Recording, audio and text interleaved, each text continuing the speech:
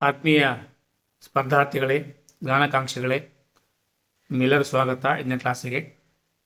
ನಾನಿವತ್ತು ತಂದಿರುವಂತಹ ವಿಷಯ ಪಂಚವಾರ್ಷಿಕ ಯೋಜನೆಗಳು, 5-year ಪ್ಲಾನ್. 10ನೇ ಕ್ಲಾಸಲ್ಲಿ ಬರುತ್ತೆ, 9ನೇ ಕ್ಲಾಸಲ್ಲಿ ಬರುತ್ತೆ, ಸ್ಪರ್ಧಾತ್ಮಕ ಪರೀಕ್ಷೆಗಳು ಕೂಡ ಬರುತ್ತೆ. ನೋಡ್ಕೊಂಡು ಬರುವ ಪಂಚವಾರ್ಷಿಕ ಯೋಜನೆಗಳ ಇತಿಹಾಸವೇನು?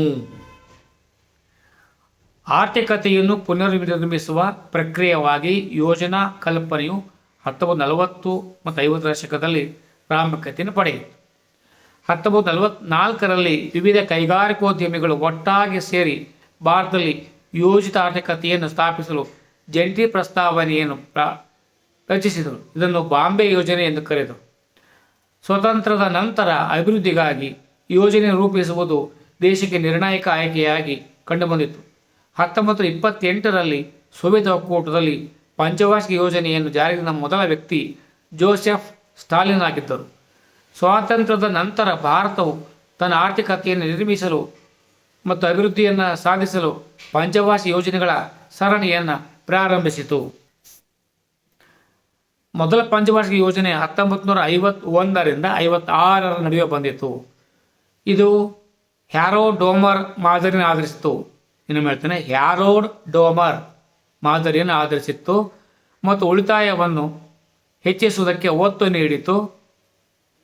1956ರ ಅಂತ್ಯದ ವೇಳೆಗೆ 5 ಭಾರತೀಯ ತಂತ್ರಜ್ಞಾನ ಸಂಸ್ಥೆಗಳನ್ನು ಸ್ಥಾಪಿಸಲಾಯಿತು. ಗುರಿ ಬೆಳವಣಿಗೆ ದರ 2.1% ಮತ್ತು ಸಾಧಿಸಿದ ಬೆಳವಣಿಗೆ 3.6% ಆಗಿತ್ತು. ಈ ಯೋಜನೆಯ ಪ್ರಯೋಜನಗಳು ಏನಪ್ಪ ಅಂದರೆ, ಮೊದಲ ಪಂಚವಾರ್ಷಿಕ ಯೋಜನೆಯು ಭಾರತದ ಆರ್ಥಿಕ ಅಭಿವೃದ್ಧಿಗೆ ಒತ್ತು ನೀಡಿತು. ಇದನ್ನು ಭಾರತದ ಮೊದಲನೆಯ ಪ್ರಧಾನಿ ಜವಾಹರ್ಲಾಲ್ ನೆಹರು ಅವರು ಭಾರತ ಸಂಸತ್ತಿಗೆ ಪ್ರಸ್ತುತಪಡಿಸಿದರು. ಯುವ ಅರ್ಥಶಾಸ್ತ್ರಜ್ಞ KN ರಾಜ್ ಅವರ ಮೊದಲ 2 ದಶಕಗಳವರೆಗೆ ನಿಧಾನವಾಗಿ ಕ್ಷಿಪ್ರಗೊಳ್ಳುವುದು ಎಂದು ವಾದಿಸಿದರು. ಇದು ಮುಖ್ಯವಾಗಿ ಅಣೆಕಟ್ಟುಗಳು ಮತ್ತು ನೀರಾವರಿಯಲ್ಲಿ ಹೂಡಿಕೆ ಸೇರಿದಂತೆ ಕೃಷಿ ವಲಯವನ್ನು ಉದ್ದೇಶಿಸಿದೆ. ಉದಾಹರಣೆಗೆ ಬಾಕ್ರಂಗಲ್ ಅಣೆಕಟ್ಟಿಗೆ ಭಾರಿ ಹಂಚಿಕೆಗಳನ್ನು ಮಾಡಲಾಯಿತು. ಈಗ ಎರಡನೇ ಪಂಚವಾರ್ಷಿಕ ಯೋಜನೆ 56ರಿಂದ 61 ಪ್ರಯೋಜನಗಳು ಏನಪ್ಪ ಅಂದರೆ, ತ್ವರಿತ ಕೈಗಾರಿಕೀಕರಣ ಮತ್ತು ಸಾರ್ವಜನಿಕ ವಲಯಕ್ಕೆ ಒತ್ತು ನೀಡಿತು. ತ್ವರಿತ ರಚನಾತ್ಮಕ ರೂಪಾಂತರಕ್ಕೆ ಒತ್ತು ನೀಡಿತು. ಈ ಯೋಜನೆ ಅಡಿಯಲ್ಲಿ ದೇಶೀಯ ಕೈಗಾರಿಕೆಗಳನ್ನು ರಕ್ಷಿಸಲು ಸರ್ಕಾರ ಆಮದುಗಳ ಮೇಲೆ ಸುಂಕವನ್ನು ವಿಧಿಸಿತು. ಗುರಿ ಬೆಳವಣಿಗೆ ದರ 4.5% ವಾಸ್ತವಿಕ ಬೆಳವಣಿಗೆ ದರ ನಿರೀಕ್ಷಿತಕ್ಕಿಂತ ಸ್ವಲ್ಪ ಕಡಿಮೆ 4.27% ಆಯಿತು. ಇದನ್ನು KP ಮಹಾಲನೋಬಿಸ್ ಅವರ ನೇತೃತ್ವದಲ್ಲಿ ರೂಪಿಸಲಾಯಿತು. ಮಹಾಲನೋಬಿಸ್ ಮತ್ತು ಯೋಜಿಸಲಾಯಿತು. ಈಗ ಮೂರನೇ ಪಂಚವಾರ್ಷಿಕ ಯೋಜನೆ 1961ರಿಂದ 66 ಕೃಷಿ ಗೋಧಿ ಉತ್ಪಾದನೆ ಸುಧಾರಣೆ ಮೇಲೆ ಗಮನ ಕೇಂದ್ರೀಕರಿಸಲಾಯಿತು. ರಾಜ್ಯಗಳಿಗೆ ಹೆಚ್ಚುವರಿ ಅಭಿವೃದ್ಧಿ ಜವಾಬ್ದಾರಿಗಳನ್ನು ವಹಿಸಲಾಯಿತು. ಉದಾಹರಣೆಗೆ ರಾಜ್ಯಗಳಿಗೆ ಮಾಧ್ಯಮಿಕ ಮತ್ತು ಉನ್ನತ ಶಿಕ್ಷಣ ಜವಾಬ್ದಾರಿಗಳನ್ನು ವಹಿಸಲಾಯಿತು. ಜನತಂತ್ರವನ್ನು ಬಲಪಡಿಸಲು ಪಂಚಾಯತ್ ಚುನಾವಣೆಗಳನ್ನು ಪ್ರಾರಂಭಿಸಲಾಯಿತು. 5.6% ಬೆಳವಣಿಗೆಯನ್ನು ಗುರಿಯಾಗಿಟ್ಟುಕೊಂಡು ವಿಫಲವಾಯಿತು. ಆದರೆ ಕೇವಲ 2.4% ಮಾತ್ರ ಸಾಧಿಸಿತು.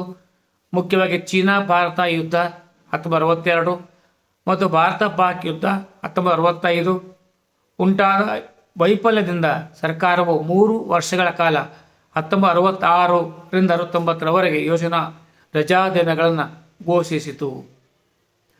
ಈಗ 4ನೇ ಪಂಚವಾರ್ಷಿಕ ಯೋಜನೆ, ಅದು 69ರಿಂದ 74. ಇದು ಇಂದಿರಾ ಗಾಂಧಿಯವರ ಪ್ರಧಾನಿ ಹುದ್ದೆಯಲ್ಲಿ ಪರಿಚಯಿಸಲಾಯಿತು. ಗಾಡ್ಗಿಲ್ ಯೋಜನೆ ಎಂದು ಕೂಡ ಇದನ್ನು ಕರೆಯುತ್ತಾರೆ. ಸರ್ಕಾರವು 14 ಪ್ರಮುಖ ಭಾರತೀಯ ಬ್ಯಾಂಕುಗಳನ್ನು ರಾಷ್ಟ್ರೀಕರಣಗೊಳಿಸಿತು ಮತ್ತು ಹಸಿರು ಕ್ರಾಂತಿಯ ಕೃಷಿಗೆ ಉತ್ತೇಜನ ನೀಡಿತು. ಬರಪೀಡಿತ ಪ್ರದೇಶ ಕಾರ್ಯಕ್ರಮವನ್ನು ಸಹ ಪ್ರಾರಂಭಿಸಿತು. ಗುರಿ ಬೆಳವಣಿಗೆ ದರ 5.6% ಆಗಿತ್ತು. ಅದು ನಿಜವಾದ ಬೆಳವಣಿಗೆ ದರ 3.3% ಮಾತ್ರ. ಈಗ 5ನೇ ಪಂಚವಾರ್ಷಿಕ ಯೋಜನೆ 1974ರಿಂದ 78. ಈ ಯೋಜನಾ ಅವಧಿಯಲ್ಲಿ ಭಾರತೀಯ ರಾಷ್ಟ್ರೀಯ ಹೆದ್ದಾರಿ ವ್ಯವಸ್ಥೆ ಮತ್ತು ಕನಿಷ್ಠ ಅಗತ್ಯಗಳ ಕಾರ್ಯಕ್ರಮವನ್ನು DP ದರ್ ಸಿದ್ಧಪಡಿಸಿದ್ದಾರೆ. ಈ ಯೋಜನೆಯ 4.4% ಬೆಳವಣಿಗೆಯನ್ನು ಗುರಿಯಾಗಿರಿಸಿಕೊಂಡಿತು, ಆದರೆ 4.8% ಗುರಿ ತಲುಪಿತು. ಇದು ಉದ್ಯೋಗ ಹೆಚ್ಚಳ ಮತ್ತು ಬಡತನ ನಿರ್ಮೂಲನೆ, ಗರೀಬಿ ಹಟಾವೋ और ದೇಶ ಬಚಾವೋ. 75ರಲ್ಲಿ ವಿದ್ಯುತ್ ಸರಬರಾಜು ಕಾಯ್ದೆಯನ್ನು ತಿದ್ದುಪಡಿ ಮಾಡಲಾಯಿತು.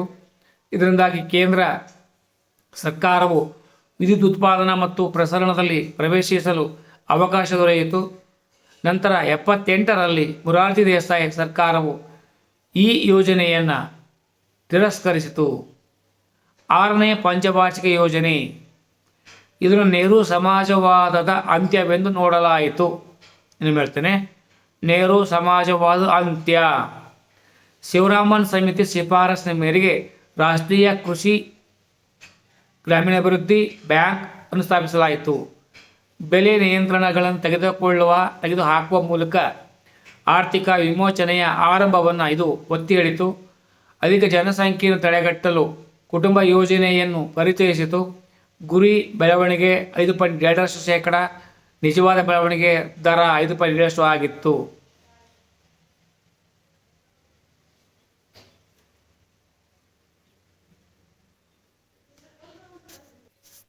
ಏಳನೇ ಪಂಚವಾರ್ಷಿಕ ಯೋಜನೆ 1989 ರಾಜೀವ್ ಗಾಂಧಿಯವರ ಪ್ರಧಾನಮಂತ್ರಿತ್ವದಲ್ಲಿ ನಡೆಯಿತು.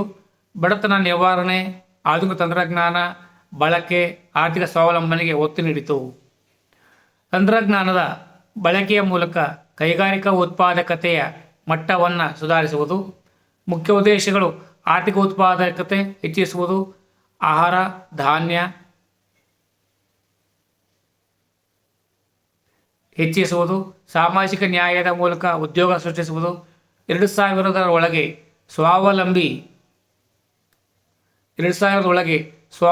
ಬೆಳವಣಿಗೆಗೆ ಅಗತ್ಯವಾದ ಮೂಲಭೂತಗಳನ್ನು ನಿರ್ಮಿಸುವ ಗುರಿಯಾಗಿತ್ತು.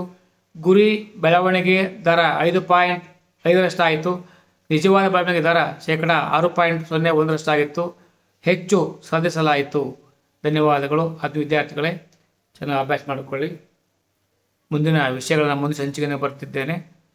ಸರ್ವರಿಗೆ ಶುಭವಾಗಲಿ. ಜೈ ಭಾರತ್, ಜೈ ಕರ್ನಾಟಕ.